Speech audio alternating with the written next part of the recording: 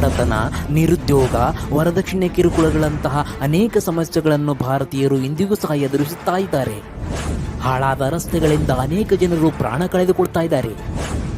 ಗಿಡಗಳಿಲ್ಲದೆ, ಮಳೆ ಬೆಳೆ ಇಲ್ಲದೆ ರೈತರು ಸಂಕಷ್ಟದಲ್ಲಿದ್ದಾರೆ. ಭಾರತೀಯರೆಲ್ಲ ಒಂದೇ ಅನ್ನೋ ಬದಲು ಜಾತಿ, ಧರ್ಮ ಅಂತ ಭೇದ ಭಾವ ಮಾಡಿಕೊಂಡು ಜಗಳ ಆಡ್ತಾನೇ ಇದ್ದಾರೆ.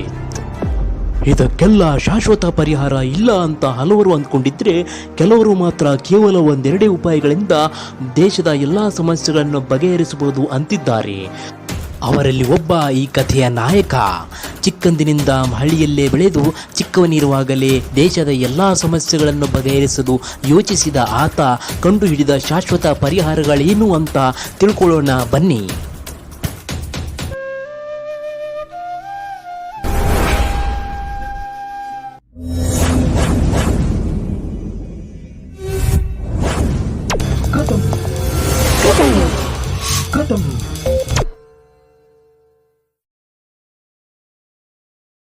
ಭಾಳ ತೊಂದರೆ ಒಳಗದಾರೆ ಈ ದೇಶದೊಳಗೆ. ಜನರಿಗೆ ತಗ್ಗ ಬಸ್ಗಳಲ್ಲಿ ಸೀಟ್ಗಳಿಲ್ಲ. ಎಲ್ಲ ಕಡೆ ಭ್ರಷ್ಟಾಚಾರ ತುಂಬಿರೋದ್ರಿಂದ ನಿರುದ್ಯೋಗ, ಬಡತನ ಹೆಚ್ಚಾಗಿದೆ. ಇದಕ್ಕೆಲ್ಲ ಒಂದು ಶಾಶ್ವತ ಪರಿಹಾರ ಐತ್ರಿ. ಅದಕ್ಕೆ ನಾವು ಹೋರಾಟ ಮಾಡಲೇಬೇಕು. ನಮ್ಮ ತಾತ ಬಡವಾಗೆ ಸತ್ತ, ನಮ್ಮ ಅಜ್ಜಿ ಬಡವಾಗೆ ಸತ್ತಳು.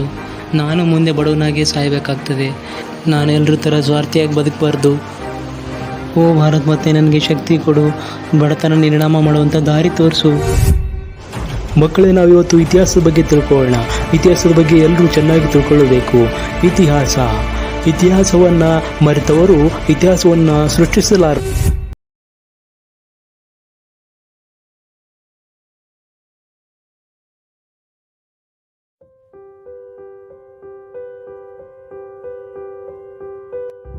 ಈ ದೇಶದಲ್ಲಿ ಬಡವರೆಲ್ಲ ಬಡವರಾಗಿದ್ದಾರೆ, ಶ್ರೀಮಂತರೆಲ್ಲ ಶ್ರೀಮಂತರಾಗಿದ್ದಾರೆ. ಬಡವರು ಶ್ರೀಮಂತರಾಗೋದು ಯಾವಾಗಪ್ಪ? ಅಯ್ಯೋ, ರಸ್ತೆಗಳೆಲ್ಲ ಹಾಗೇ ಇವೆ, ಬಸ್ಸುಗಳೆಲ್ಲ ಹಾಗೇ ಇವೆ, ಟ್ರೈನ್ಗಳೆಲ್ಲ ಹಾಗೇ ಇವೆ. ಎಷ್ಟು ಓದಿದ್ರೂ ನೌಕರಿ ಸಿಗ್ತಿಲ್ಲ. ಎಲ್ಲಿ ನೋಡಿದಲ್ಲಿ ಸ್ವಚ್ಛತೆ ಇಲ್ಲ. ಇದೆಲ್ಲ ಜನರಿಗೆ ಯಾಕೆ ಅರ್ಥ ಆಗ್ತಾ ಇಲ್ಲ? ಇದನ್ನೆಲ್ಲ ಅರ್ಥ ಮಾಡಿಸ್ಬೇಕಲ್ವಾ? ಊರೆಲ್ಲ ಸ್ವಚ್ಛ ಆಗ್ಬೇಕಲ್ವಾ? ಎಲ್ಲ ಕಡೆ ಗಿಡ ಬೆಳೆದು ಮಳೆ ಬೆಳೆ ಕಾಲಕ್ಕೆ ಬರಬೇಕಲ್ವಾ? ಅಯ್ಯೋ, ಇದು ಯಾಕೆ ಜನರಿಗೆ ಅರ್ಥ ಆಗ್ತಾ ಇಲ್ಲ? ಅದಕ್ಕೆ ನಾನು ಮೊದಲು PUC ತನಕ ಚೆನ್ನಾಗಿ ಹೋಗ್ತೀನಿ. ಚೆನ್ನಾಗಿ ಓದಿ ಈ ದೇಶ ಉದ್ಧಾರ ಮಾಡಲಿಕ್ಕೆ ಗುರುಗಳು ಹೇಳುವಂಥ ಎಲ್ಲ ಪಾಠಗಳನ್ನು ಚೆನ್ನಾಗಿ ಕೇಳ್ತೀನಿ. ಚೆನ್ನಾಗಿ ಬರ್ಕೊಂಡು ದೇಶೋದ್ಧಾರ ಮಾಡುವಂಥ ಪಾಯಿಂಟ್ಗಳನ್ನು ಚೆನ್ನಾಗಿ ಒಂದು ಕಡೆ ಬರ್ಕೊಂಡು ಮುಂದೆ ನಾನು ದೇಶೋದ್ಧಾರದ ಕೆಲಸ ಮಾಡಲಿಕ್ಕೆ ತಯಾರಾಗ್ತೀನಿ. ಎಸ್ ಓ ಭಾರತ್ ಮಾತೆ, ಈ ದೇಶೋದ್ಧಾರ ಮಾಡೋದಕ್ಕಂಥ ಶಕ್ತಿ ಕೊಡಮ್ಮ. ಮಕ್ಕಳೇ, ನಾವಿಂದು ಇತಿಹಾಸದ ಬಗ್ಗೆ ತಿಳಿದುಕೊಳ್ಳೋಣ. ಗತಕಾಲದ ಅಧ್ಯಯನವನ್ನು ಇತಿಹಾಸ ಅಂತ ಕರೀತಾರೆ. ಗತಿಸಿ ಹೋದ ಕಾಲದ ಅಧ್ಯಯನವನ್ನು ಮಾಡುವುದನ್ನು ಇತಿಹಾಸ ಅಂತ ಕರೀತಾರೆ. ಇತಿಹಾಸವನ್ನು ಮರೆತವರು ಇತಿಹಾಸವನ್ನು ಸೃಷ್ಟಿಸಲಾರರು. ಹೌದು, ಇದನ್ನು ನೋಟ್ ಮಾಡ್ಕೋಬೇಕು. ಮುಂದೆ ದೇಶೋದ್ಧಾರದ ಕೆಲಸಕ್ಕೆ ಇದು ಉಪಯೋಗ ಆಗುತ್ತೆ. ಇತಿಹಾಸವನ್ನು ಮರೆತವರು ಇತಿಹಾಸವನ್ನು ಸೃಷ್ಟಿಸಲಾರರು. ಮಕ್ಕಳೇ, ನಾವು ಇಂದು ಸಾಮಾನ್ಯ ಜ್ಞಾನದ ಬಗ್ಗೆ ತಿಳಿದುಕೊಳ್ಳೋಣ. ಪ್ರತಿಯೊಂದು ಸಮಸ್ಯೆಗೆ ತನ್ನದೇ ಆದ ಪರಿಹಾರ ಇದ್ದೇ ಇರುತ್ತದೆ. ಸಮಸ್ಯೆಯ ಬಗೆಹರಿಸಲು 2 ವಿಧಾನಗಳಿವೆ. ಒಂದು, ಸಮಸ್ಯೆಯನ್ನು ಸವಿವರವಾಗಿ ವಿವರಿಸುವುದು. ಎರಡನೇದು, ಸುಲಭವಾದ ಮಾರ್ಗ ಕಂಡುಹಿಡಿದು ಸಮಸ್ಯೆಯನ್ನು ಬಗೆಹರಿಸುವುದು. ಹೌದು, ಇದನ್ನು ನೋಟ್ ಮಾಡ್ಕೋಬೇಕು. ಮುಂದೆ ದೇಶೋದ್ಧಾರದ ಕೆಲಸಕ್ಕೆ ಇದು ಉಪಯೋಗ ಆಗುತ್ತೆ. ಪ್ರತಿಯೊಂದು ಸಮಸ್ಯೆಗೆ ತನ್ನದೇ ಆದ ಪರಿಹಾರ ಇದ್ದೇ ಇರುತ್ತದೆ. ಯುವಕನಾದಾಗ, ಜ್ಞಾನದ ಅರಿವಾದಾಗ. ನಿಮ್ಮಪ್ಪ ಯಾಕೋ ಬೇಜಾರಲ್ಲಿ ಕೂತಿದ್ಯಾ? ಏನು ಹೇಳಿ ದೋಸ್ತ, 60,000 ಖರ್ಚು ಮಾಡಿ 1 ಎಕರೆ ಟೊಮೆಟೊ ಬೆಳೆದಿದ್ದೆ. 2 ರೂಪಾಯಿ ಕೆಜಿ ಮಾರಾಟ ಆಗಿ ಅಳಂಗಾಗಿದೆ ದೋಸ್ತ. ಭಾಳ ಲಾಸ್ ಆಗಿದೆ ದೋಸ್ತ. ಅಳಬೇಡ ದೋಸ್ತ, ಇದಕ್ಕೆಲ್ಲ ನಾನು ಶಾಶ್ವತ ಪರಿಹಾರ ಕಂಡುಹಿಡಿತೀನಿ. ಅಳಕ್ಕೆ ಹೋಗ್ಬೇಡ. ನನಗೆ ಬಂದ ಪರಿಸ್ಥಿತಿ ಯಾರಿಗೆ ಬರಬಾರ್ದು ದೋಸ್ತ. ರೈತರ ಪಾಡು ನಮಗೆ ಗೊತ್ತು ದೋಸ್ತ. ಇರಲಿ, ಸಮಾಧಾನ ಮಾಡ್ಕೋ ದೋಸ್ತ, ಸಮಾಧಾನ ಮಾಡ್ಕೋ. ಯಾಕೋ ನಿಂಗು ಬೇಜಾರಲ್ಲಿ ನಿಂತಿದ್ಯಾ? ಏನು ಹೇಳ ದೋಸ್ತ, ನಾ ರ್ಯಾಂಕ್ ಬಂದ್ರೂ 30 ಲಕ್ಷ ಲಂಚ ಕೊಡ್ಬೇಕಂತೆ ನೌಕರಿ ಸಲುವಾಗಿ. ಹೌದು ದೋಸ್ತ, ಈ ಭ್ರಷ್ಟಾಚಾರ ಖತಮ್ ಮಾಡಲಿಕ್ಕೆ ನಾನು ಏನಾದರೂ ಪ್ಲ್ಯಾನ್ ಮಾಡ್ತೀನಿ ದೋಸ್ತ. ಧೈರ್ಯವಾಗಿರು. ಏನು ಸುಮಪ್ಪ, ನಿಮ್ಮ ಅಣ್ಣ ಆರಾಮಾಗಿದ್ದೇನೇನೋ? ಇಲ್ಲಿ ದೋಸ್ತ, ನಮ್ಮ ಅಣ್ಣಗೆ ಭಾಳ ಜ್ವರ ಬಂದಿದ್ವಲ್ಲ. ಇಲ್ಲಿ ತಾಲೂಕು ಆಸ್ಪತ್ರೆಗೆ ಹೋಗಂದ್ರು, ತಾಲೂಕದಿಂದ ಜಿಲ್ಲಾ ಆಸ್ಪತ್ರೆಗೆ ಹೋಗಂದ್ರು. ನಡಬರ್ಕೆ ನಮ್ಮ ಅಣ್ಣ ದಾರಿಯಲ್ಲೇ ತೀರ್ಕೊಂಡ ದೋಸ್ತ. ಇರಲಿ ದೋಸ್ತ, ಇದಕ್ಕೆಲ್ಲ ನಾನು ಶಾಶ್ವತ ಪರಿಹಾರ ಕಂಡೇ ಇಡ್ತೀನಿ. ನೀ ಎಲ್ಲ ಚಿಂತೆ ಮಾಡೋಕೆ ಹೋಗಬೇಡ, ಧೈರ್ಯವಾಗಿರು.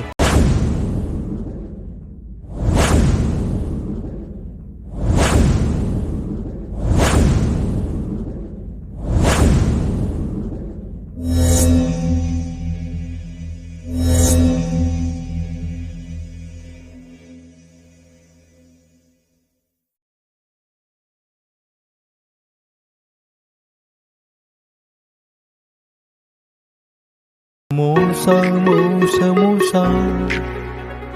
ಎಲ್ಲ ಕಡೆಯೂ ಮೋಸ ಮೋಸ ಮೋಸ ಮೋಸ ಎಲ್ಲ ಕಡೆಯೂ ಮೋಸ ರಸ್ತೆ ಮಾಡುವಲ್ಲಿ ಮೋಸ ಬಜೆಟ್ ಬಿಡುಗಡೆ ಮೋಸ ಎಲ್ಲ ಆಫೀಸಲ್ಲಿ ಮೋಸ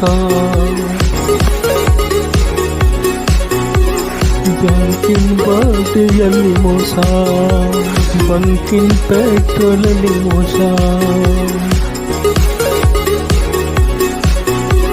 ರೈತರ ಬೀಜದಲ್ಲಿ ಮೋಸ ಹೊಡೆಯೋ ಎಣ್ಣೆಯಲ್ಲಿ ಮೋಸ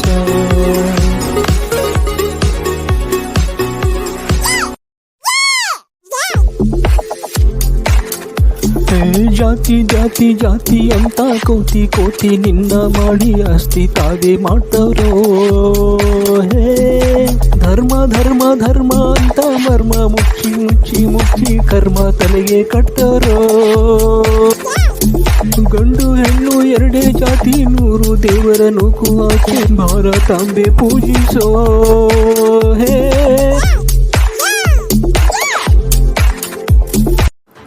ಈ ಮಲ್ಲಿಕಾರ್ಜುನ ಸೆಕೆಂಡ್ PUC ಓದುತ್ತಾ ಇರಬೇಕಾದ್ರೇ ಚೆನ್ನಾಗಿ ಭಾಷಣ ಮಾಡಲು ಹಾಡು ಹಾಡಲು ಕಲಿತು ಇಡೀ ತನ್ನ ತಾಲೂಕಿಗೆ ತುಂಬ ಹೆಸರುವಾಸಿಯಾಗಿದ್ದ. ತನ್ನ ಬರ್ತ್ಡೇ ತನ್ನ ತಮ್ಮನ ಬರ್ತ್ಡೇ ಅಂತ ಸುಳ್ಳು ಹೇಳಿಕೊಂತ ಬೇರೆ ಬೇರೆ ಕಾಲೇಜುಗಳಿಗೆ ಹೋಗಿ ತನ್ನ ತಂದೆ ತನ್ನ ಖರ್ಚಿಗೋಸ್ಕರ ಕೊಡ್ತಾ ಇದ್ದ ಹಣನ ಬಹಳ ಫ್ರೆಂಡ್ಸ್ಗೆ ಚಹಾ ಕುಡಿಸ್ತಾ ಇದ್ದ, ಫ್ರೆಂಡ್ಶಿಪ್ ಬೆಳೆಸ್ಕೊತಾ ಇದ್ದ. ಮೊದಲು ಹಳ್ಳಿ ಹಳ್ಳಿ ತಾಲೂಕು ತಾಲೂಕು ತಿರುಗಾಡಿ ಸಮಸ್ಯೆಗಳನ್ನು ಡೈರಿಯಲ್ಲಿ ಬರೆಯುತ್ತಾ ಹೋದ.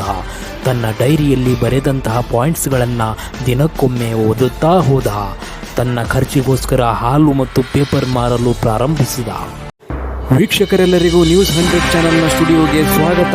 ಇಂದಿನ ಸಂದರ್ಶನ ಹಳ್ಳಿ ಹುಡುಗ ದೇಶಾಭಿಮಾನಿ ಮಲ್ಲಿಕಾರ್ಜುನ್, ಆಂಕರ್ ನೇಮ್ ನಿಂಗಪ್ಪ ನಾಟೆಕಾರ್. ದೇಶಾಭಿಮಾನಿ ಮಲ್ಲಿಕಾರ್ಜುನ್ ಅವರೇ, ಈ ದೇಶದ ಬಡತನ, ಭ್ರಷ್ಟಾಚಾರ, ನಿರುದ್ಯೋಗ ಖತಮ್ ಮಾಡೋಕ್ಕೆ ನೀವು ಕಂಡುಹಿಡಿದಂಥ ಫಾರ್ಮುಲಾಗಳನ್ನು ಜನರಿಗೆ ತಿಳಿಸ್ಕೊಡ್ತೀರಾ? ಎಲ್ರಿಗೂ ನಮಸ್ಕಾರ. ನಮ್ಮ ದೇಶದ ಜನರೆಲ್ಲ ಬಡತನವನ್ನು ಎದುರಿಸ್ತಾ ಇದ್ರು, ನಿರುದ್ಯೋಗವನ್ನು ಎದುರಿಸ್ತಾ ಇದ್ರು ಸಹ ನಮ್ಮ ದೇಶ ಅಷ್ಟು ಮುಂದುವರೆದಿದೆ, ಇಷ್ಟು ಮುಂದುವರೆದಿದೆ ಅಂತ ಹೇಳ್ತಾನೆ ಇದ್ದಾರೆ. ಪ್ರಯಾಣ ಮಾಡ್ತಿರ್ತಾರೆ, ಜನರಿಗೆ ತಕ್ಕ ಬಸ್ಸುಗಳೆಲ್ಲ, ಜನರಿಗೆ ತಕ್ಕ ಟ್ರೈನ್ಗಳಿದ್ದರೂ ಸಹ, ಬಸ್ಸುಗಳಿದ್ದರೂ ಸಹ ಅದರಲ್ಲಿ ನಮಗೆ ರಿಸರ್ವ್ ಆಗಿರ್ತಕ್ಕಂಥ ಸೀಟ್ಗಳಿಲ್ಲ. ಬಹಳಷ್ಟು ಜನ ನಿಂತ್ಕೊಂಡೇ ಹೋಗಬೇಕು, ನಿಂತ್ಕೊಂಡೇ ಬರಬೇಕು. ಎಷ್ಟು ವರ್ಷಗಳ ಕಾಲ ಎಷ್ಟೆಷ್ಟು ಕೋಟಿ ಬಜೆಟ್ ಬಿಡುಗಡೆ ಆದರೂ ಸಹ ರಸ್ತೆಗಳು ಹೇಗಿರ್ಬೇಕು ಹಾಗೇ ಇವೆ. ಎಷ್ಟು ಓದಿದರೂ ಸಹ ಯುವಕರಿಗೆ ಉದ್ಯೋಗ ಸಿಗ್ತಾ ಇಲ್ಲ. ಬಡವರು ಮಧ್ಯಮ ವರ್ಗದವರು ಎಲ್ಲಿರಬೇಕು ಅಲ್ಲೇ ಇದ್ದಾರೆ, ಶ್ರೀಮಂತರು ಮುಂದುವರಿತಾನೇ ಇದ್ದಾರೆ. ರೈತರು ಬೆಳೆದ ಬೆಳೆಗೆ ಬೆಂಬಲ ಬೆಲೆ ಸಿಗ್ತಾ ಇಲ್ಲ, ಚಿನ್ನದ ಬೆಲೆ ಗಗನಕ್ಕೇರ್ತಾ ಇದೆ.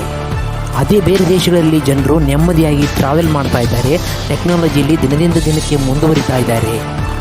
ಈ ಎಲ್ಲ ಸಮಸ್ಯೆಗಳನ್ನು ಬಗೆಹರಿಸುವುದಕ್ಕೆ ಫಾರ್ಮುಲಾಗಳನ್ನು ಕಂಡುಹಿಡಿದು ಜನರ ಜೊತೆ ಡಿಸ್ಕಸ್ ಮಾಡಿದಂಥ ವಿಡಿಯೋ ಇದೆ, ದಯವಿಟ್ಟು ಪ್ಲೇ ಮಾಡ್ತೀರಾ?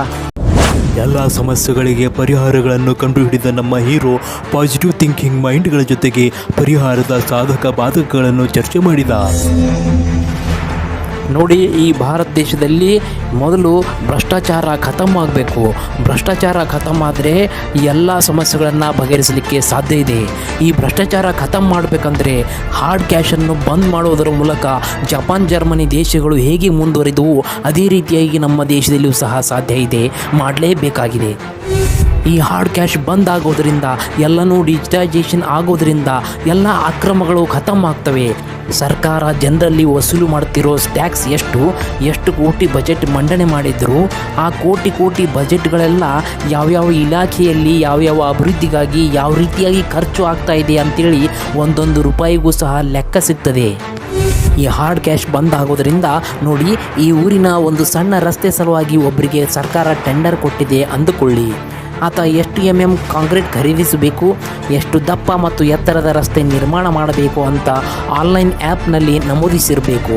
ಆತ ಎಷ್ಟು MM ಕಾಂಕ್ರೀಟ್ ಬಳಸಿದ, ಎಲ್ಲಿ ಖರೀದಿ ಮಾಡಿದ, ಎಷ್ಟು ರೂಪಾಯಿಗೆ ಖರೀದಿ ಮಾಡಿದ, ಯಾರಿಗೆ ಹಣ ಕೊಟ್ಟ ಅನ್ನೋದು ಡಿಜಿಟಲ್ ಕರೆನ್ಸಿ ಇರೋದರಿಂದ ಆನ್ಲೈನ್ನಲ್ಲಿ ಸಿಕ್ಕೇ ಸಿಗುತ್ತದೆ. ಅದನ್ನು ಯಾರು ಬೇಕಾದರೂ ಎಲ್ಲಿ ಕೂತ್ಕೊಂಡು ಬೇಕಾದರೂ ನೋಡಬಹುದು. ಏನಾದರೂ ಮಿಸ್ಟೇಕ್ ಮಾಡ್ತಾ ಇದ್ದರೆ ಆನ್ಲೈನ್ನಲ್ಲಿ ಕಂಪ್ಲೇಂಟ್ ಹಾಕಬೇಕು. ಅದನ್ನು 48 ಗಂಟೆಗಳೊಳಗಾಗಿ ಅಧಿಕಾರಿಗಳು ಸಾಲ್ವ್ ಮಾಡಬೇಕು. ಇದರಿಂದ ರಸ್ತೆಗಳೆಲ್ಲ ಸ್ಟ್ಯಾಂಡರ್ಡ್ ಆಗಿ ತಯಾರಾಗ್ತವೆ. ಈ ಹಾರ್ಡ್ ಕ್ಯಾಶ್ ಬಂದ್ ಮಾಡೋದ್ರಿಂದ ಅಕ್ರಮ ಮರಳು ದಂಧೆ, ಹವಾಲಾ, ಆಯಿಲ್ ಮಾಫಿಯಾ ಎಲ್ಲ ಮಾಫಿಯಾ ಬಂದ್ ಆಗ್ತವೆ. ಈ ದೇಶದಾಗೆ ಪ್ರತಿಯೊಬ್ಬ ವ್ಯಕ್ತಿಯ ಇನ್ಕಮ್ ಎಷ್ಟು, ಅವನ ಆಸ್ತಿ ಎಷ್ಟು ಅಂತ ಎಲ್ಲ ಆನ್ಲೈನ್ ಮೂಲಕ ನೋಡಲಿಕ್ಕೆ ಸಿಗ್ತವೆ. ಈ ಹಾರ್ಡ್ ಕ್ಯಾಶ್ ಬಂದ್ ಮಾಡೋದ್ರಿಂದ ಅಕ್ರಮ ದುಡ್ಡು ಆಸ್ತಿ ಮಾಡ್ಕೊಳ್ಳಿಕ್ಕೆ ಯಾರೂ ಹೋಗೋದಿಲ್ಲ. ಅಸಲಿ ಬಡವರು ಯಾರು ಅಂತ ಗುರುತಿಸೋಕೆ ಬಹಳ ಸುಲಭ ಆಗ್ತದೆ. ಅಸಲಿ ಬಡವರು ಯಾರು ಅಂತ ಗುರುತಾಗಿ ಅವರು ಯಾವುದೇ ಜಾತಿಯವರಾಗಿರಬಹುದು, ಅವರಿಗೆ ಮನೆ ನಿರ್ಮಾಣ ಮಾಡಲಿಕ್ಕೆ ಬಹಳ ಅನುಕೂಲ ಆಗ್ತದೆ.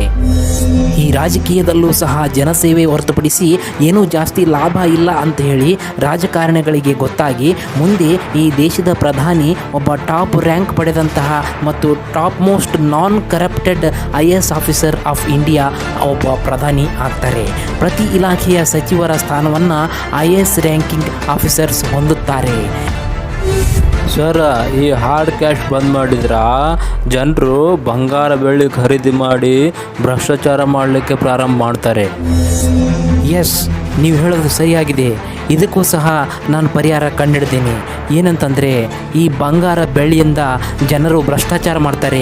ಕೆಲವು ಹೆಂಗಸರು ಬಂಗಾರ ಅಂತ ಹೇಳಿ ಗಂಡಂದಿರ ಜೀವ ಹಿಂಡ್ತಿದ್ದಾರೆ. ಎಷ್ಟೋ ಸಂಸಾರಗಳು ಹಾಳಾಗಿವೆ. ಕಾರಣ ಬಂಗಾರ ಬೆಳ್ಳಿಗೆ ಒಂದು ತೊಲಿಗೆ 100 ರೂಪಾಯಿ ಅಂತೇಳಿ ಮಾಡಬೇಕು. ಇದು ಮಾಡೋ ಮೊದಲು ಜನರಲ್ಲಿನ ಬಂಗಾರ ಬ್ಯಾಂಕ್ಗಳಲ್ಲಿ ಜಮೆ ಆಗಬೇಕು, ಹಣದ ರೂಪದಲ್ಲಿ ಬದಲಿಸಬೇಕು. ಆಗ ಜನರಲ್ಲಿ ಒಟ್ಟು ಎಷ್ಟು ದುಡ್ಡಿದೆ, ಯಾರು ಶ್ರೀಮಂತರು ಯಾರು ಬಡವರು ಅಂಥೇಳಿ ಗೊತ್ತಾಗ್ತದೆ. ಅಯ್ಯ, ಅನಕ್ಷರಸ್ಥರೇ ಜಾಸ್ತಿ ಇರೋ ಈ ದೇಶದಲ್ಲಿ ದುಡ್ಡು ಟ್ರಾನ್ಸ್ಫರ್ ಮಾಡೋಕ್ಕೆ ಜನರಿಗೆ ಗೊತ್ತಾಗಬೇಕಲ್ಲ. ಬಡವರಿಗೆಲ್ಲ ಮೋಸ ಆಗ್ಬೋದಲ್ವಾ? ಖಂಡಿತ ಇಲ್ಲ. ಅನಕ್ಷರಸ್ಥರಿಗೆ ಅನ್ಯಾಯ ಆಗಲಿಕ್ಕೆ ನಾವು ಬಿಡಬಾರ್ದು. ಈಗ ನೋಡಿ, ಪ್ರತಿಯೊಂದು ಕುಟುಂಬದಲ್ಲಿ ಒಬ್ಬರು ಆ್ಯಂಡ್ರಾಯ್ಡ್ ಫೋನ್ ಬಳಸ್ತಾನೆ ಇದ್ದಾರೆ ಮತ್ತು ಫಿಂಗರ್ ಪ್ರಿಂಟ್ ಬಳಸುವಂತಹ ಆ್ಯಂಡ್ರಾಯ್ಡ್ ಫೋನ್ಗಳ ಬೆಲೆ ಕೇವಲ 1,000 ರೂಪಾಯಿಗಳಿಗೆ ಇಳಿಕೆ ಮಾಡಬೇಕು. ಪ್ರತಿಯೊಬ್ಬ ವ್ಯಾಪಾರಸ್ಥ ಆ ಫೋನ್ ಕಡ್ಡಾಯವಾಗಿ ಹೊಂದಿರಬೇಕು. ಈ ಅನಕ್ಷರಸ್ಥರು ಕಿರಾಣಿ ಅಂಗಡಿಗೆ ಹೋದಾಗ ಆ ಅಂಗಡಿ ಮಾಲಕನ ಹತ್ರ ಇರೋ ಮೊಬೈಲ್ನಲ್ಲಿ ಅವರು ಥಂಬ್ ಅಥವಾ ಕಣ್ಣಿನ ಗುರುತಿನಿಂದ ಇವರು ಸಕ್ಕರೆಗಾಗಿ 10 ರೂಪಾಯಿ ಕೊಡ್ರಿ ಅಂತ ಹೇಳಿದರೆ ಸಾಕು. ಆ 10 ರೂಪಾಯಿ ಅವರ ಅಕೌಂಟ್ನಿಂದ ಆ ವ್ಯಾಪಾರಿಯ ಅಕೌಂಟಿಗೆ ಟ್ರಾನ್ಸ್ಫರ್ ಆಗುವಂತಹ ಆ್ಯಪನ್ನು ಡೆವಲಪ್ ಮಾಡಬೇಕು. ಈ ಅನಕ್ಷರಸ್ಥರನ್ನು ಹಳ್ಳಿಗಳಲ್ಲಿ ಸಿಟಿಗಳಲ್ಲಿ ಗುರುತು ಮಾಡಿ ವಾರಕ್ಕೊಮ್ಮೆ 4-5 ಇಲಾಖೆಯಿಂದ ನೌಕರಸ್ಥರು, ಸರ್ಕಾರಿ ನೌಕರರು ಅನಕ್ಷರಸ್ಥರ ಮನೆಗೆ ಭೇಟಿ ನೀಡಿ ಹಣ ವರ್ಗಾವಣೆಯಲ್ಲಿ ಯಾರಾದರೂ ಮೋಸ ಮಾಡ್ತಾ ಇದ್ದಾರಾ ಅಂತ ಅನಿಸುತ್ತಿದೆಯಾ ಅಂತ ವಿಚಾರ ಮಾಡಿ ತಿಳುವಳಿಕೆ ನೀಡಬೇಕು. ಅಂತಹ ಕಾರ್ಯಕ್ರಮಗಳನ್ನು ಹಮ್ಮಿಕೊಳ್ಬೇಕು. ವಾ ವಾ ವಾ ವಾ ವಾ ವಾ ವಾ ಸೂಪರ್ ಸರ್, ಸೂಪರ್. ಹಾಗೆ ಪಬ್ಲಿಕ್ ಅಕೌಂಟ್ಗಳನ್ನು ಕಂಟ್ರೋಲ್ ಮಾಡಲಿಕ್ಕೆ ಪಬ್ಲಿಕ್ ಬ್ಯಾಂಕ್ ಅಕೌಂಟ್ ಕಂಟ್ರೋಲಿಂಗ್ ಕಮಿಟಿಗಳನ್ನು ನೇಮಕ ಮಾಡಬೇಕು. ಇದರಿಂದ ಏನಾಗುತ್ತೆ ಅಂದರೆ, ಒಬ್ಬ ವ್ಯಕ್ತಿಯ ಅಕೌಂಟಿಗೆ ಹಲವಾರು ಲಕ್ಷ ರೂಪಾಯಿಗಳು ಬಂದು ಜಮೆ ಆಗಿವೆ ಏಕಾಏಕಿ ಅಂತಂದರೆ ಅವು ಎಲ್ಲಿಂದ ಜಮೆ ಆಗಿವೆ, ಅವು ಯಾತಕ್ಕಾಗಿ ಜಮಾ ಆಗಿವೆ, ಯಾರಿಂದ ಜಮಾ ಆಗಿವೆ, ಯಾರಿಗಾದರೂ ಸುಳ್ಳು ಹೇಳಿ, ಯಾರಿಗಾದರೂ ಮೋಸ ಮಾಡಿ, ಯಾರದಾದರೂ ದರೋಡೆ ಮಾಡಿ, ಕಳುವು ಮಾಡಿ, ಕೊಲೆ ಮಾಡಿ ಯಾವುದರಿಂದ ಅಷ್ಟು ಹಣ ಬಂದಿದೆ ಅಂತ ತಿಳ್ಕೊಳ್ಳಿಕ್ಕೆ ಸುಲಭ ಆಗ್ತದೆ. ಇದರಿಂದ ಎಲ್ಲ ಕ್ರೈಮ್ಗಳು ಕಂಟ್ರೋಲ್ಗೆ ಬರ್ತವೆ. ಬೇರೆ ದೇಶಗಳಲ್ಲಿ ಹೇಗೆ CC ಕ್ಯಾಮ್ರಾಗಳನ್ನು ಎಲ್ಲ ಕಡೆ ಕೂಡಿಸಿರ್ತಾರೋ ಅದೇ ರೀತಿ CC ಕ್ಯಾಮ್ರಾಗಳ ಪಾರ್ಟಿಕಲ್ಸ್ಗಳನ್ನು ತಯಾರು ಮಾಡಿ ಕಡಿಮೆ ರೇಟಿಗೆ ಎಲ್ಲರಿಗೂ ಸಿಗುವಂತೆ ಮಾಡಿ CC ಕ್ಯಾಮ್ರಾ ವಿತ್ ವಾಯ್ಸ್ ರೆಕಾರ್ಡಿಂಗನ್ನು ಎಲ್ಲ ಕಡೆ ಇಡೋ ಹಾಗೆ ಮಾಡಬೇಕು. ಇದು ಮಾಡೋದ್ರಿಂದ ಆಗೋ ಲಾಭಗಳೇನೆಂದರೆ, ಕೊಲೆ, ಸುಲಿಗೆ, ಅಕ್ರಮ ಸಂಬಂಧ, ಕಿಡ್ನ್ಯಾಪ್, ಪರಿಸರ ಗಲೀಜು ಮಾಡ್ತಿರೋದು ಯಾರಂತ ಗೊತ್ತಾಗುತ್ತೆ. 75% ಜನ CC ಕ್ಯಾಮ್ರಾಗಳಿಗೆ ಅಂಜಿ ಕ್ರೈಮ್ ಮಾಡೋಕ್ಕೆ ತುಂಬಾ ಹೆದರಿ ಕ್ರೈಮ್ಗಳ ಸಂಖ್ಯೆ ಪರ್ಸೆಂಟೇಜ್ ಪೂರ್ತಿ ಕಡಿಮೆ ಆಗ್ತವೆ. ಈ ಮೊಬೈಲ್ ಕಾಲ್ ಸೆಂಟರ್ಗೆ ಹೇಗೆ ಎಲ್ಲರ ಮೊಬೈಲ್ನಲ್ಲಿ ಸಿಮ್ಗಳನ್ನು ಕಂಟ್ರೋಲ್ ಮಾಡ್ತಾವೋ ಅದೇ ರೀತಿ CC ಕ್ಯಾಮ್ರಾ ಅಬ್ಸರ್ವಿಂಗ್ ಸೆಂಟರ್ ಮಾಡಿ ಅಕ್ರಮ ಅನ್ಯಾಯ ಆಗದಂತೆ ಜನರನ್ನು ಕಂಟ್ರೋಲ್ನಲ್ಲಿ ಇಡಬೇಕು. ಈ ನಿರುದ್ಯೋಗ ಸಮಸ್ಯೆ ಹೆಂಗೆ ಬಗೆಹರಿಸ್ಬೇಕ್ರಿ? ನೋಡಿ, 18 ವರ್ಷ ಪೂರೈಸಿದ ಪ್ರತಿಯೊಬ್ಬ ಯುವಕ ಮತ್ತು ಯುವತಿಗೆ ಉದ್ಯೋಗದ ಹಕ್ಕನ್ನು ಜಾರಿ ಮಾಡಬೇಕು. ಅಂದರೆ 18 ವರ್ಷ ತುಂಬಿದ ನಂತರ ಉದ್ಯೋಗ ಬಯಸಿದರೆ ಅವರು ಕಡ್ಡಾಯವಾಗಿ ಒಕ್ಕಲ್ತನನೋ, ಕೃಷಿ ಮಿತ್ರನೋ, ಖಾಸಗಿ ಕೆಲಸನೂ ಮಾಡಬೇಕು. ಸುಮ್ಮನೆ ಕೂತು ಹುಡುಗಿಯರಿಗೆ ಲೈನ್ ಹೊಡಿತಾ ಹುಡುಗರು ಇರಬಾರ್ದು. ಹೆಚ್ಚು ಫ್ಯಾಕ್ಟ್ರಿ ಮಾಡಬೇಕು, ಉದ್ಯೋಗ ಸೃಷ್ಟಿ ಮಾಡಬೇಕು.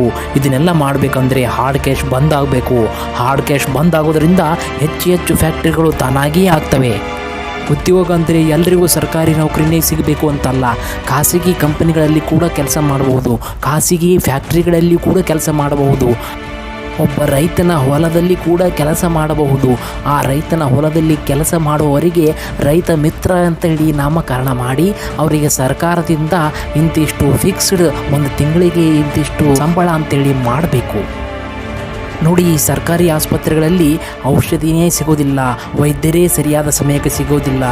ಆ ರೀತಿ ಆಗಬಾರ್ದು. ಪ್ರತಿ ಹಳ್ಳಿಗೂ ಎಲ್ಲ ಸೌಲಭ್ಯ ಇರೋ ಆಸ್ಪತ್ರೆಗಳು ನುರಿತ ವೈದ್ಯರು ಇರಬೇಕು.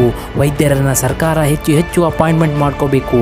ಅವರಿಗೆ ಕ್ವಾರ್ಟರ್ಸ್ ನೀಡಿ ಅವರು 24/7 ಅಲ್ಲಿಯೇ ಇರುವ ಹಾಗೆ ನೋಡ್ಕೊಳ್ಬೇಕು.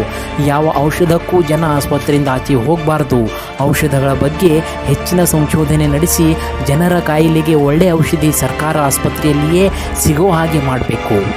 ಈ ಖಾಸಗಿ ಶಾಲೆಗಳು ಮತ್ತು ಖಾಸಗಿ ದವಾಖಾನೆಗಳಲ್ಲಿ ಸರ್ಕಾರದ ವತಿಯಿಂದ ರೇಟ್ ಫಿಕ್ಸ್ ಮಾಡಬೇಕು. ಅಲ್ಲಿನ CC ಕ್ಯಾಮ್ರಾಗಳನ್ನು ಹೆಚ್ಚು ಗಮನಿಸುತ್ತಾ ಅವರನ್ನು ಕಂಟ್ರೋಲ್ನಲ್ಲಿ ಇಡಬೇಕು. ಸಂಸಾರ ಸಮಸ್ಯೆ ಹೆಂಗೆ ಬಗೆಹರಿಸ್ಬೇಕ್ರಿ? ಈ ಸಂಸಾರಗಳಲ್ಲಿ ಏನೇ ಚಿಕ್ಕದು ದೊಡ್ಡದು ಸಮಸ್ಯೆ ಬಂದರೆ ಸಂಸಾರ್ ಆ್ಯಪ್ ಅನ್ನೋ ಒಂದು ಆ್ಯಪನ್ನು ಡೆವಲಪ್ ಮಾಡಿ ಅದರಲ್ಲಿ ಪಬ್ಲಿಕ್ ತಮ್ಮ ಸಮಸ್ಯೆಗಳನ್ನು ನಮೂದಿಸಬೇಕು. ಸಮಾಜ ಕಲ್ಯಾಣ ಹಾಗೂ ಮಹಿಳಾ ಇಲಾಖೆ ಅಧಿಕಾರಿಗಳು ಮನೆಗೆ ಅಂದೇ ಭೇಟಿ ನೀಡಿ CC ಕ್ಯಾಮ್ರಾ ಪರಿಶೀಲಿಸಿ ಆದಷ್ಟು ಹೊಂದಾಣಿಕೆಯಿಂದಿರಲು ಸೂಚಿಸಬೇಕು. ಕಾನೂನಿನ ಅರಿವನ್ನು ಮೂಡಿಸಬೇಕು. ಈ ಅಪ್ರಾಪ್ತ ವಯಸ್ಸಿನಲ್ಲಿ ಲವ್ ಮಾಡೋದು ತಪ್ಪು ಅಂತ ಮಕ್ಕಳ ಪುಸ್ತಕಗಳಲ್ಲಿ ಪಾಠಗಳು ಬರಬೇಕು. ಕಾನೂನಿನ ಅರಿವು ಮೂಡಿಸುವಂತಹ ಪಾಠಗಳು ಬರಬೇಕು. ಅಪ್ರಾಪ್ತರು ಲವ್ ಮಾಡೋದು ಶಿಕ್ಷಕರಿಗೆ ಕಂಡು ಬಂದಲ್ಲಿ ವಿಡಿಯೋವನ್ನು ಲವ್ ಪ್ರಾಬ್ಲಮ್ ಆ್ಯಪ್ ಅಂತ ಡೆವಲಪ್ ಮಾಡಿ ಲವ್ ಪ್ರಾಬ್ಲಮ್ ಆ್ಯಪ್ನಲ್ಲಿ ರೆಕಾರ್ಡ್ ಮಾಡಿ ಕಳಿಸಬೇಕು. ಅದನ್ನು ಆ್ಯಪ್ನಲ್ಲಿರುವ ಅಂಶಗಳನ್ನು ಗೌಪ್ಯವಾಗಿಟ್ಟು ಆ ಹುಡುಗನನ್ನು ದೂರದ ಬೇರೊಂದು ಶಾಲೆಗೆ ವರ್ಗಾವಣೆ ಮಾಡಬೇಕು. ಆ ಮಕ್ಕಳ ಸಂಬಂಧಿಗಳು ಯಾರಾದರೂ ರೆಕಾರ್ಡಿಂಗ್ ಮಾಡಿ ಹಾಕಿದರೆ ಪೊಲೀಸರು ಆ ಮಕ್ಕಳಿಗೆ ಕಾನೂನಿನ ಅರಿವನ್ನು ಮೂಡಿಸಬೇಕು. ಮತ್ತು ನೋಡಿ, ಈ ತ್ರಿಲಿಂಗಿಗಳು ಇರೋರೇ ಕಡಿಮೆ ಜನ. ಅಂಥವರನ್ನು ಅರ್ಧನಾರೀಶ್ವರ ಸ್ವರೂಪರು ಅಂತ ಬರೀ ಬಾಯಿಂದ ಹೇಳದೆ ಅವರಿಗೆ ಸಿಟಿಗಳಲ್ಲಿ ಒಂದು ಏರಿಯಾ ಮಾಡಿ ಉಚಿತ ಮನೆ ನೀಡಿ ಅಗರಬತ್ತಿ, ಬಟ್ಟೆ ಹೊಲಿಯುವುದು ಇತ್ಯಾದಿ ಫ್ಯಾಕ್ಟ್ರಿ ನಿರ್ಮಾಣ ಮಾಡಿ ಅವರಿಗೆ ಟ್ರೈನಿಂಗ್ ನೀಡಿ ಉದ್ಯೋಗ ನೀಡಿ ಅವರ ಜೀವನಕ್ಕೆ ದಾರಿ ಸರ್ಕಾರ ವತಿಯಿಂದ ಮಾಡಿಕೊಡಬೇಕು. ಈ ಬಸ್ ಟ್ರೈನ್ಗಳಲ್ಲಿ ಸೀಟೇ ಸಿಗಲ್ಲಲ್ವಾ ಸರ್? ಈ ಸಮಸ್ಯೆ ಹೆಂಗೆ ಬಗೆಹರಿಸ್ಬೇಕು? ಜನರಿಗೆ ತಕ್ಕ ಹಾಗೆ ಬಸ್ ಮತ್ತು ಟ್ರೈನ್ಗಳ ಸಂಖ್ಯೆ ಹೆಚ್ಚಿಸಬೇಕು. ಈ ಬಸ್ ಮತ್ತು ಟ್ರೈನ್ಗಳಲ್ಲಿ ಎಷ್ಟು ಸೀಟ್ ಖಾಲಿ ಇವೆ ಅಂತ CC ಕ್ಯಾಮ್ರಾ ಮೂಲಕ ಆ್ಯಪ್ನಲ್ಲಿ ತಿಳಿಯುತ್ತೆ ಅಲ್ವಾ?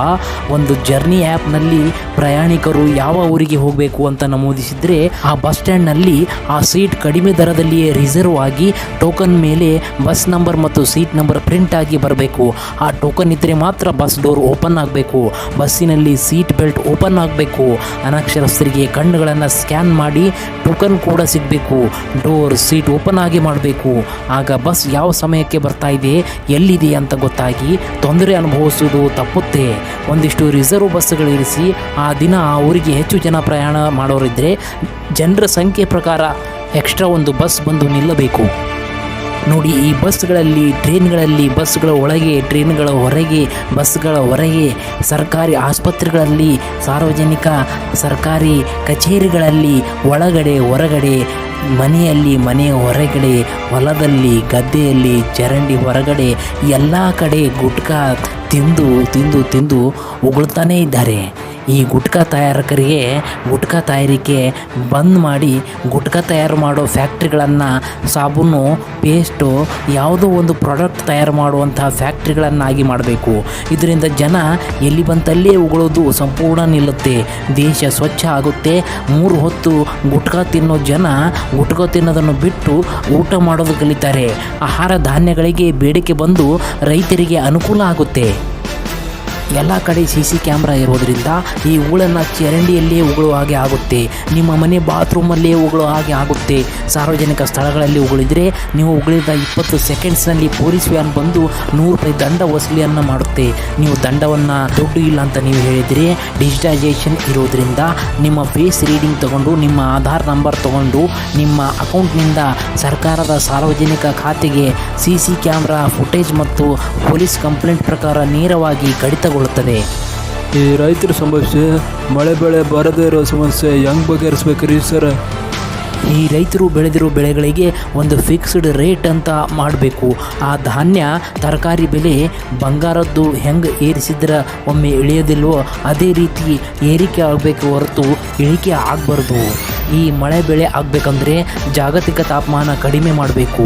ಜಾಗತಿಕ ತಾಪಮಾನ ಕಡಿಮೆ ಮಾಡಬೇಕಂದ್ರೆ ಡಿಜಿಟೈಸೇಷನ್ದಿಂದ ರಸ್ತೆಗಳೆಲ್ಲ ಗುಣಮಟ್ಟದ ರಸ್ತೆಗಳಾಗಿ ಸಿಂಗಲ್ ಇದ್ದ ರಸ್ತೆಗಳೆಲ್ಲ ಡಬಲ್ ಇದ್ದಗಳೆಲ್ಲ ತ್ರಿಬಲ್ ಆಗಬೇಕಾದ್ರೆ ಪ್ರತಿ ರಸ್ತೆಗಳ ಅಕ್ಕಪಕ್ಕದಲ್ಲಿ 5 ಫೀಟ್ ಅಂತರದಲ್ಲಿ ಮರಗಿಡಗಳನ್ನು ಬೆಳೆಸಬೇಕು. ಅರಣ್ಯ ಇಲಾಖೆಯ ಸಚಿವ ಸ್ಥಾನದಲ್ಲಿರುವಂತಹ IAS ಆಫೀಸರ್ ಇದನ್ನು ಮಾಡಿಸಬೇಕು. ಪ್ರತಿ ಹಳ್ಳಿಗಳಲ್ಲಿ 4 ದಿಕ್ಕುಗಳಲ್ಲಿ 4 ಎಕರೆ ಜಮೀನನ್ನು ಸರ್ಕಾರ ಮರ ಗಿಡಗಳನ್ನು ಬೆಳೆಸಲಿಕ್ಕೆ ಖರೀದಿ ಮಾಡಿ ಬೇಗ ಬೆಳೆಯುವ ಮರಗಳನ್ನು ಬೆಳೆಸಬೇಕು. ಈ ಬೋರ್ವೆಲ್ ಹಾಕೊಂಡಿರೋ ಪ್ರತಿ ರೈತ ಎಕರೆಗೆ 4 ಗಿಡಗಳನ್ನು ಜಮೀನಿನ ಸುತ್ತಮುತ್ತ ಬೆಳೆಸಬೇಕು. ಸರ್ಕಾರ ಇದನ್ನು ನಿಗಾ ಮಾಡಬೇಕು. ಮಾಡದವರಿಂದ ತಿಂಗಳಿಗೆ 100 ರೂಪಾಯಿ ದಂಡ ವಸೂಲಿ ಮಾಡಬೇಕು. ಆಗ ಎಲ್ಲರೂ ಕಡ್ಡಾಯವಾಗಿ ಬೆಳೆಸ್ತಾರೆ.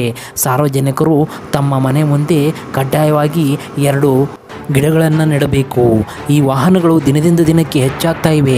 ಈ ಡಿಜಿಟೈಸೇಷನ್ದಿಂದ ಸರ್ಕಾರದಲ್ಲಿ ಜನರ ಅಕೌಂಟ್ನಿಂದ ಆಟೋಮೆಟಿಕ್ ಆಗಿ ಕಟ್ ಆಗಿ ಸಂಗ್ರಹವಾಗೋ ತೆರಿಗೆಯಿಂದ ವಾಹನ ತಯಾರಿಕಾ ಕಂಪನಿಗಳಿಗೆ ಈಗ ಜನರ ಬಳಿ ಇರೋ ವಾಹನಗಳನ್ನೆಲ್ಲ ಎಕ್ಸ್ಚೇಂಜ್ದಲ್ಲಿ ತಗೊಂಡು ಎಲೆಕ್ಟ್ರಿಕ್ ವಾಹನಗಳನ್ನು ಜನರಿಗೆ ಉಚಿತವಾಗಿ ನೀಡಬೇಕು. ಆ ವಾಹನಗಳಿಗೆ ಎದುರುಗಡೆ ವಾಹನಗಳು ಬಂದರೆ ಆಟೋಮೆಟಿಕ್ ಆಗಿ ಲೋ ಬೀಮ್ ಲೈಟ್ ಬೀಳೋ ಥರ ಸಿಸ್ಟಮ್ ಇರಬೇಕು. ಪ್ರತಿ ರಸ್ತೆಯ ಬದಿಗಳಲ್ಲಿ 2 ಕಡೆ ಲೈಟ್ಸ್ ಇರಬೇಕು. ಇದರಿಂದ ಜಾಗತಿಕ ತಾಪಮಾನ ಕಡಿಮೆ ಆಗಿ ಮಳೆ ಬೆಳೆ ಸರಿಯಾದ ಸಮಯಕ್ಕೆ ಬಂದು ರೈತರು ಜಮೀನುಗಳೆಂದರೆ ಬಂಗಾರ ಇದ್ದ ಹಾಗೆ ಅಂತ ಅಂದ್ಕೊತಾರೆ. ಕೃಷಿ ಪ್ರಧಾನ ರಾಷ್ಟ್ರದಲ್ಲಿ ಇಷ್ಟೂ ಮಾಡದೇ ಇದ್ದರೆ ಹೆಂಗೆ ಹೇಳಿ? ರೈತರ ಜಮೀನಲ್ಲಿ ಬೆಳೆ ಸರಿಯಾಗಿ ಬರ್ತಾ ಇಲ್ಲ ಅಂದರೆ ಕೃಷಿ ಅಧಿಕಾರಿಗಳು ನೇರವಾಗಿ ಜಮೀನಿಗೆ ಭೇಟಿ ನೀಡಿ ಮಣ್ಣು ಪರೀಕ್ಷೆ ನಡೆಸಿ ಗೊಬ್ಬರ ಸರ್ಕಾರದಿಂದ ಪೂರೈಕೆ ಮಾಡಿ ಯಾವ ಬೆಳೆ ಬೆಳೆಯಿತು ಅಂತ ತಿಳಿಸಿ ಅದೇ ರೀತಿ ಬೆಳೆ ಬೆಳೆಸಬೇಕು ಅಂತ ನೋಟಿಸ್ ಕೊಟ್ಟು ಬೆಳೆಯೋ ಥರ ನೋಡ್ಕೋಬೇಕು. ಭೇಟಿ ನೀಡಿದ ಹಂತದಿಂದ ಬೆಳೆ ಬರೋವರೆಗಿನ ಎಲ್ಲ ವಿಡಿಯೋಗಳು ಕೃಷಿ ಆ್ಯಪ್ನಲ್ಲಿ ರೆಕಾರ್ಡ್ ಮಾಡಬೇಕು. ರೈತರು ಈಗಾಗಲೇ ಮಾಡಿರೋ ಸಾಲವನ್ನು ಮನ್ನಾ ಮಾಡಿ ಮುಂದೆ ಹಣದ ರೂಪದಲ್ಲಿ ಸಾಲ ನೀಡದೆ ರೈತರಿಗೆ ಬೆಳೆ ಬೆಳೆಯೋಕೆ ಏನೇನು ಸಾಮಗ್ರಿ ಬೇಕು ಅವನ್ನು ಸಾಲವಾಗಿ ನೀಡಬೇಕು. ಚೆನ್ನಾಗಿ ಬೆಳೆ ಬಂದು ಮಾರಾಟವಾದ ಮೇಲೆ ಅವನ್ನು ವಸೂಲಿ ಮಾಡಬೇಕು. ರೈತ ಆತ್ಮಹತ್ಯೆ ನಿಲ್ಲುತ್ತೆ. ಕೃಷಿ ಭೂಮಿ ಹೊಂದಿಲ್ಲದೆ ಮತ್ತೊಬ್ಬ ರೈತನ ಜಮೀನಿನಲ್ಲಿ ಕೂಲಿ ಮಾಡೋ ಜನರನ್ನು ರೈತ ಮಿತ್ರ ಅಂತೇಳಿ ನಾಮಕರಣ ಮಾಡಿ ಅವರಿಗೆ ಸರ್ಕಾರದಿಂದ ಪ್ರತಿ ತಿಂಗಳು 5,000 ರೂಪಾಯಿಗಳನ್ನು ನೀಡಿ ದಿನದಿಂದ ದಿನಕ್ಕೆ ಅವರಿಗೆ ಕೂಲಿ ಮಾಡುವ ಕೆಲಸಗಳನ್ನು ಡಿವೈಡ್ ಮಾಡಬೇಕು. ಕನಿಷ್ಠ 20 ದಿನ ಕೂಲಿ ಮಾಡಿದ ಬಗ್ಗೆ ರೈತ ಮಿತ್ರ ಆ್ಯಪ್ನಲ್ಲಿ ವಿಡಿಯೋ ರೆಕಾರ್ಡ್ ಮಾಡಬೇಕು. ಉಳಿದ 10 ದಿನ ಜಮೀನಿನಲ್ಲಿ ಕೆಲಸ ಇಲ್ಲದೇ ಇದ್ದರೆ ಜಮೀನಿನ ಸುತ್ತಮುತ್ತಲಿನ ಗಿಡಗಳನ್ನು ನಿಗಾ ವಹಿಸುವುದು, ಜಮೀನಿನ ಸುತ್ತಮುತ್ತ ಇರೋ ಕಸ ಕಡ್ಡಿಗಳನ್ನು ಹುಡುಕಿ ಸುಡುವುದು ಮಾಡಬೇಕು. ನೋಡಿ, ಯಾರಾದರೂ ತಾವು 1 ಗುಂಟೆ ಅಥವಾ 30-40 ಸೈಟ್ನಲ್ಲಿ ಕಸ ಕ್ಲೀನ್ ಮಾಡಿದರೆ ಅದರ ವಿಡಿಯೋ ಕ್ಲೀನ್ ಆ್ಯಪ್ನಲ್ಲಿ ರೆಕಾರ್ಡ್ ಮಾಡಿದ್ರೆ ಸಾಕು. ಸರ್ಕಾರದ ವತಿಯಿಂದ ಸಾಯಂಕಾಲದೊಳಗೆ 200 ರೂಪಾಯಿ ಜಮೆ ಆಗಬೇಕು. ಈ ರೀತಿ ಮಾಡಿದರೆ ಈ ನಮ್ಮ ಸುತ್ತಮುತ್ತಲಿನ ಎಲ್ಲ ಪರಿಸರ ಸ್ವಚ್ಛ ಆಗುತ್ತೆ. ಕೂಲಿ ಮಾಡೋರಿಗೆ ಕೆಲಸ ಸಿಗುತ್ತೆ. ನಮ್ಮ ದೇಶ ನಿರುದ್ಯೋಗದಿಂದ ಆದಷ್ಟು ದೂರ ಆಗ್ತದೆ. ಈ ಮದುವೆಗಳೆಲ್ಲ ಸಬ್ ರಿಜಿಸ್ಟ್ರದಲ್ಲಿ ನೋಂದಣಿ ಆಗಬೇಕು. ಪ್ರತಿಯೊಂದು ಕಲ್ಯಾಣ ಮಂಟಪದವರು ಮದುವೆ ನಡೀತಿರೋದನ್ನು ಮ್ಯಾರೇಜ್ ಆ್ಯಪ್ನಲ್ಲಿ ನೋಂದಣಿ ಮಾಡಬೇಕು. ಆಗ ಸಬ್ ರಿಜಿಸ್ಟ್ರದವರು ತಾಳಿ ಕೊಟ್ಟ ಸಮಯಕ್ಕೆ ಅಲ್ಲಿಗೆ ಬಂದು ನೋಂದಣಿ ಮಾಡ್ಕೊಳ್ತಾರೆ. ಕಲ್ಯಾಣ ಮಂಟಪದವರು ಮಾಹಿತಿ ಕೊಡಲಿಲ್ಲ ಅಂದರೆ ಅವರಿಗೆ 20,000 ರೂಪಾಯಿ ದಂಡವನ್ನು ವಸೂಲಿ ಮಾಡಬೇಕು. ಇದರಿಂದ ಏನಾಗ್ತದೆ ಅಂದರೆ ಒಬ್ಬ ಗಂಡು ಅನೇಕ ಮದುವೆಗಳಾಗೋದು ತಪ್ಪುತ್ತದೆ. ಹೆಣ್ಣು ಮಕ್ಕಳಿಗೆ ನ್ಯಾಯ ಸಿಗ್ತದೆ. ಈಗಾಗಲೇ 2ಕ್ಕಿಂತ ಹೆಚ್ಚು ಮಕ್ಕಳಾಗಿರುವವರನ್ನು ಹೊರತುಪಡಿಸಿ ಇನ್ನು ಮುಂದೆ ಭಾರತ ದೇಶದಲ್ಲಿ 2ಕ್ಕಿಂತ ಹೆಚ್ಚು ಮಕ್ಕಳು ಮಾಡುವುದನ್ನು ಒಂದು ಅಪರಾಧ ಎಂದು ಪರಿಗಣಿಸಿ, ಒಂದು ವೇಳೆ 2ಕ್ಕಿಂತ ಹೆಚ್ಚು ಮಕ್ಕಳನ್ನು ಮಾಡಿಕೊಂಡಿದ್ದಲ್ಲಿ ಅವರ ಮಕ್ಕಳನ್ನು ಸರ್ಕಾರ ದತ್ತು ಪಡೆದು ಮಿಲಿಟರಿಯಲ್ಲಿ ಸೇರಿಸಲು ವ್ಯವಸ್ಥೆಯನ್ನು ಮಾಡಬೇಕು. ದೇಶದಲ್ಲಿ ಕೆಲವು ಕಾನೂನು ಜಾರಿಯಲ್ಲಿ ಬರಬೇಕಾದರೆ ಅರೆ ಮಿಲಿಟರಿ ಪಡೆಗಳನ್ನು ತಾಲೂಕಿಗೆ 4 ತುಕಡಿಯಂತೆ ನಿಯೋಜಿಸಿರಬೇಕು. ನೋಡಿ, ಕುಟುಂಬ ಅಂದರೆ ಒಂದು ಕಟ್ಟಡದ ಒಂದು ಮನೆಯಲ್ಲಿ ಒಂದೇ ಕಡೆ ಅಡುಗೆ ಮಾಡಿಕೊಂಡು ಊಟ ಮಾಡುವವರು ಅಂತ ಅರ್ಥ. ಆ ಕಟ್ಟಡದಲ್ಲಿ 4 ಕಡೆ ಅಡುಗೆ ಮಾಡಿ ಊಟ ಮಾಡುತ್ತಿದ್ದರೆ 4 ಕುಟುಂಬ ಅಂತ ಅರ್ಥ. ಈಗ ಕುಟುಂಬ ಅಂದರೆ ನಿಮಗೆ ಅರ್ಥ ಆಯ್ತಲ್ಲ. ಈ ಡಿಜಿಟೈಸೇಷನ್ದಿಂದ ಯಾರ್ಯಾರ ಹತ್ತಿರ ಎಷ್ಟು ಅಕ್ರಮ ದುಡ್ಡು ಆಸ್ತಿ ಇದೆ ಅಂತ ಗೊತ್ತಾಗುತ್ತದೆ ಅಲ್ವಾ. ಆಗ ಒಂದು ಕುಟುಂಬಕ್ಕೆ 5 ಎಕರೆಗಿಂತ ಹೆಚ್ಚಿನ ಭೂಮಿ ಇರತಕ್ಕದ್ದಲ್ಲ ಅಂತ ಕಾನೂನು ಜಾರಿ ಮಾಡಬೇಕು. ಯಾಕಂದರೆ ಒಂದೇ ಕುಟುಂಬದಲ್ಲಿ ಹಲವಾರು ಜನರ ಹೆಸರಿಗೆ ವಿಧವಾಗಿ ಎಷ್ಟೋ 1000 ಎಕರೆ ಜಮೀನುಗಳನ್ನು ಹೊಂದಿರುವಂಥ ಜನರು ಸಹ ಇದ್ದಾರೆ. ಅಷ್ಟು 1000 ಎಕರೆಗಳನ್ನು ಅವರು ಉಳುಮೆ ಮಾಡಲು ಆಗೋದಿಲ್ಲ. ನೂರಾರು ಸಾವಿರಾರು ಜನ ಕೂಲಿ ಆಳುಗಳನ್ನು ಬಳಸಿ ಅವರನ್ನು ಕೂಲಿಗಳನ್ನಾಗಿ ಮಾಡ್ತಾ ಇದ್ದಾರೆ. ಅವರು ಕೃಷಿ ಜಮೀನಲ್ಲಿ ಕೂಲಿ ಮಾಡಿಕೊಂಡೇ ಜೀವನವನ್ನು ಮಾಡ್ತಾ ಇದ್ದಾರೆ. ಇದರಿಂದ ಅನೇಕ ಜನರಿಗೆ ಅನ್ಯಾಯ ಆದಂತೆ ಆಗ್ತದೆ. ಉದ್ಯೋಗ ಸೃಷ್ಟಿಯಾಗಬೇಕಂದ್ರೆ ಎಲ್ಲಿಂದ ಆಗ್ತದೆ? ನಾನೊಬ್ಬನೇ ಐಷಾರಾಮಿಯಾಗಿ ಬದುಕಬೇಕನ್ನುವ ಜನ ಬಹಳ ಇದ್ದಾರೆ ಈ ದೇಶದಲ್ಲಿ. ಆದ್ದರಿಂದ ಒಂದು ಕುಟುಂಬಕ್ಕೆ 5 ಎಕರೆಗಿಂತ ಹೆಚ್ಚಿನ ಭೂಮಿ ಇರತಕ್ಕದ್ದಲ್ಲ ಅಂತ ಕಾನೂನು ಜಾರಿ ಮಾಡಬೇಕು. ಹೆಚ್ಚುವರಿ ಜಮೀನನ್ನು ಈ ಡಿಜಿಟೈಸೇಷನ್ನಿಂದ ಬಡವರ ಲಿಸ್ಟ್ ಬರುತ್ತೆ ಅಲ್ವಾ. ಆಯಾ ತಾಲೂಕುವಾರು ಜಾತಿ ನೋಡದೆ ಬಡವರ ರ್ಯಾಂಕಿಂಗ್ ಪ್ರಕಾರ ಫಸ್ಟ್ ರ್ಯಾಂಕ್ ಇರೋರಿಗೆ ಫಸ್ಟ್ ಆದ್ಯತೆ ನೀಡಿ ಜಮೀನು ಹಂಚಿಕೆ ಮಾಡಬೇಕು.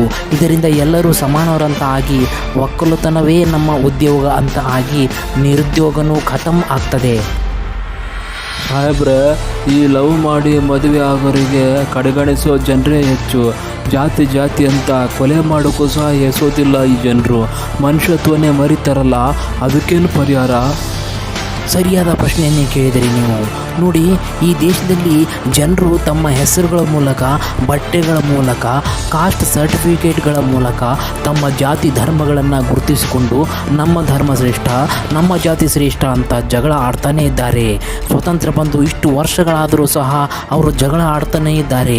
ಈ ಜಾತಿ ಪದ್ಧತಿ ತೆಗಿಬೇಕು ಅಂದರೆ ಬಹಳ ಬೋಲ್ಡ್ ಸ್ಟೆಪ್ ತಗೋಬೇಕು.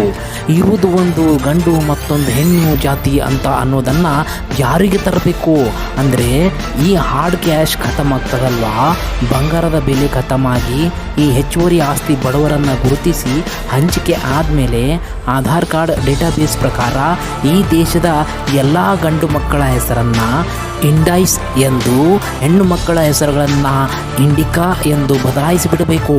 ಈ ದೇಶದ ಜನರು ಉಡುವ ಬಟ್ಟೆಗಳು ಜಾತಿ ಧರ್ಮವನ್ನು ಪ್ರತಿಬಿಂಬಿಸಬಾರದು ಅಂತ ಕಾನೂನು ಆಗಬೇಕು. ಪ್ರತಿಯೊಬ್ಬರು ಕೇಸರಿ, ಬಿಳಿ, ಹಸಿರು ನಮ್ಮ ತ್ರಿವರ್ಣ ಧ್ವಜವನ್ನು ಪ್ರತಿಬಿಂಬಿಸುವಂತಹ ಬಣ್ಣಗಳ 3 ಮಿಕ್ಸ್ ಬಣ್ಣಗಳ ಉಡುಪುಗಳನ್ನು ಧರಿಸಲೇಬೇಕು. ಇಲ್ಲ 7 ಬಣ್ಣಗಳ ಮಿಶ್ರಿತ ಉಡುಪುಗಳನ್ನು ಧರಿಸಬೇಕು. ಜನರುಗಳಲ್ಲಿ ಈಗಾಗಲೇ ಇರುವಂತಹ ಎಲ್ಲ ಬಟ್ಟೆಗಳನ್ನು ಫ್ಯಾಕ್ಟ್ರಿಗೆ ವಾಪಸ್ ಮಾಡಬೇಕು. ಆ ಫ್ಯಾಕ್ಟ್ರಿಗಳು ಅವನ್ನು ರೀಕಂಪೋಸ್ ಮಾಡಿ ತ್ರಿವರ್ಣ ಧ್ವಜದ ಬಣ್ಣಗಳನ್ನು ಹೊಂದಿರುವ ಅಥವಾ 7 ಬಣ್ಣಗಳನ್ನು ಒಟ್ಟಾರೆ ಮಿಕ್ಸ್ ಆಗಿ ಹೊಂದಿರುವಂತಹ ಬಟ್ಟೆಗಳನ್ನು ಜನರಿಗೆ ಉಡಲಿಕ್ಕೆ ಕೊಡಬೇಕು. ಇಡೀ ದೇಶದ ಎಲ್ಲ ಜನರ ಜಾತಿ ಪ್ರಮಾಣ ಪತ್ರಗಳಲ್ಲಿ, ವರ್ಗಾವಣೆ ಪ್ರಮಾಣ ಪತ್ರಗಳಲ್ಲಿ ಜಾತಿಯ ಹೆಸರು ಮುಂದೆ ಮನುಷ್ಯ ಜಾತಿ, ಹ್ಯೂಮನ್ ಅಂತ ನಮೂದಿಸಿಬಿಡಬೇಕು. ಈ ಧರ್ಮಗಳ ಕಾಲಂದಲ್ಲಿ ಹ್ಯುಮ್ಯಾನಿಟಿ, ಮನುಷ್ಯತ್ವ ಅಂತ ನಮೂದಿಸಿಬಿಡಬೇಕು. ಮತ್ತು ಈ ಜನರನ್ನು ಹೇಗೆ ಗುರುತಿಸ್ಬೇಕ್ರಿ? ಈ ಜನರನ್ನು ಆಧಾರ್ ಕಾರ್ಡ್ ನಂಬರ್ಗಳ ಮೂಲಕ, ಸಂಬಂಧಗಳ ಮೂಲಕ ಗುರುತನ್ನು ಹಿಡಿಯಬಹುದು. ಈ ಜಾತಿ ಧರ್ಮಗಳನ್ನು ಬಿಂಬಿಸುವಂತಹ ದೇವರ ಫೋಟೋಗಳನ್ನು ಇಡುವುದನ್ನು ಸಹ ಅಪರಾಧ ಅಂತೇಳಿ ಪರಿಗಣನೆ ಮಾಡಬೇಕು. ಅದನ್ನು ಸ್ಟ್ರಿಕ್ಟಾಗಿ ಅರಣ್ಯ ಮಿಲಿಟರಿ ಪಡೆ ಮೂಲಕ ಜಾರಿಗೆ ತರಬೇಕು. ಪೂಜೆ ಮಾಡೋದಿದ್ದರೆ ಬರೀ ಭಾರತ ಮಾತೆಯನ್ನು ಮಾತ್ರ ಪೂಜೆ ಮಾಡಬೇಕು ಅಂತೇಳಿ ಭಾರತ ಮಾತೆಯ ಫೋಟೋವನ್ನು ಅವರಿಗೆ ನೀಡಬೇಕು. ಪ್ರತಿಯೊಂದು ಓಣಿಗಳಲ್ಲಿ ಹಲವಾರು ಮಹಾತ್ಮರ ಪ್ರತಿಮೆಗಳನ್ನು ಮಾಡಿ ಈ ಮಹಾತ್ಮರು ನಮ್ಮ ಜಾತಿಗೆ, ನಮ್ಮ ಓಣಿಗೆ ಮಾತ್ರ ಸೀಮಿತ ಅಂತೇಳಿ ಮಾಡಿಕೊಂಡು ಆ ಶರಣರನ್ನು, ಆ ಮಹಾತ್ಮರನ್ನು ಅವಮಾನ ಮಾಡ್ತಾ ಇದ್ದಾರೆ. ಇದನ್ನು ತಪ್ಪಿಸಬೇಕಂತಂದರೆ ಒಂದು ತಾಲೂಕಿನಲ್ಲಿ 1 ಎಕರೆ ಜಮೀನನ್ನು ಅದಕ್ಕೆ ಮೀಸಲಿಟ್ಟು ಆ ಜಮೀನಿನಲ್ಲಿ ಆ ಎಲ್ಲ ಮಹಾತ್ಮರ, ಎಲ್ಲ ಧರ್ಮದ ಮಹಾತ್ಮರ, ಸ್ವತಂತ್ರ ಹೋರಾಟಗಾರರ ಒಳ್ಳೊಳ್ಳೆ ಪ್ರತಿಮೆಗಳನ್ನು ಮಾಡಿಸಿ ಒಂದೇ ದಿನ ವಿಜೃಂಭಣೆಯಿಂದ, ಬಹಳ ವಿಜೃಂಭಣೆಯಿಂದ ಆ ಎಲ್ಲ ಶರಣರನ್ನು ನೆನೆಸಿ ದಿನಾಚರಣೆಗಳನ್ನು ಮಾಡಬೇಕು. ಎಲ್ಲ ದೇವಸ್ಥಾನ, ಮಸೀದಿ, ಚರ್ಚ್ಗಳನ್ನು ಗ್ರಂಥಾಲಯಗಳನ್ನಾಗಿ ಬದಲಾವಣೆ ಮಾಡಬೇಕು. ಅವುಗಳಲ್ಲಿ ಸಂಗ್ರಹವಾಗಿರುವಂಥ ಹಣಗಳನ್ನು ಸಾರ್ವಜನಿಕ ಉದ್ಧಾರಕ್ಕಾಗಿ, ಬಡವರ ಉದ್ಧಾರಕ್ಕಾಗಿ, ದೇಶದ ಉದ್ಧಾರಕ್ಕಾಗಿ ಬಳಸಲು ಸರ್ಕಾರದ ಖಜಾನೆಯಲ್ಲಿ ಇರಿಸಿ ಅದನ್ನು ಸದುಪಯೋಗಕ್ಕಾಗಿ ಬಳಸಬೇಕು. ನಮ್ಮದು ಕೃಷಿ ಪ್ರಧಾನ ರಾಷ್ಟ್ರ ಆಗಿರೋದ್ರಿಂದ ವರ್ಷದಲ್ಲಿ 3 ಹಬ್ಬಗಳನ್ನು ಆಚರಣೆ ಮಾಡಬೇಕು. ಯಾವ ಜಾತಿ ಧರ್ಮ ಅಂತ ಭೇದ ಭಾವ ಮಾಡದೆ ಮುಂಗಾರು ಹಬ್ಬ, ಹಿಂಗಾರು ಹಬ್ಬ, ಬೇಸಿಗೆ ಹಬ್ಬ ಅಂತ ಮಾಡಬೇಕು. ಆಗ ಭಾರತವನ್ನು ಕೃಷಿ ಪ್ರಧಾನ ರಾಷ್ಟ್ರ ಅಂತ ಕರೆಯೋದಕ್ಕೆ ಹೆಮ್ಮೆ ಆಗುತ್ತದೆ. ಜಾತ್ಯತೀತ ರಾಷ್ಟ್ರ ಅಂತ ಕರೆಯೋದಕ್ಕೆ ಹೆಮ್ಮೆ ಅನ್ನಿಸ್ತದೆ. ನನ್ನ ದೇಶದಲ್ಲಿ ಈ ರೀತಿಯ ಎಲ್ಲ ಬದಲಾವಣೆಗಳನ್ನು ಮಾಡುವುದರಿಂದಲೇ ಈ ದೇಶದಲ್ಲಿ ಬಡವರೆಲ್ಲ ಶ್ರೀಮಂತರಾಗ್ತಾರೆ, ಎಲ್ಲರೂ ಸಮಾನರಾಗ್ತಾರೆ ಅಂಥೇಳಿ ನಾನು ಕಂಡಂತಹ ಕನಸನ್ನು ನಿಮ್ಮ ಮುಂದೆ ಪ್ರಸ್ತುತಪಡಿಸಿದ್ದೇನೆ. ಬಂಧುಗಳೇ, ಅಣ್ಣ ತಮ್ಮಂದಿರೇ, ಅಕ್ಕ ತಂಗಿದ್ದಿರೇ, ಪರಿಹಾರಗಳನ್ನು ತಿಳಿಸುವುದರಿಂದ ಯಾರ ಮನಸ್ಸಿಗಾದರೂ ನೋವಾಗಿದ್ದರೆ ದಯವಿಟ್ಟು ನನ್ನನ್ನು ಕ್ಷಮಿಸಿ. ಜೈ ಹಿಂದ್, ಜೈ ಭಾರತ್.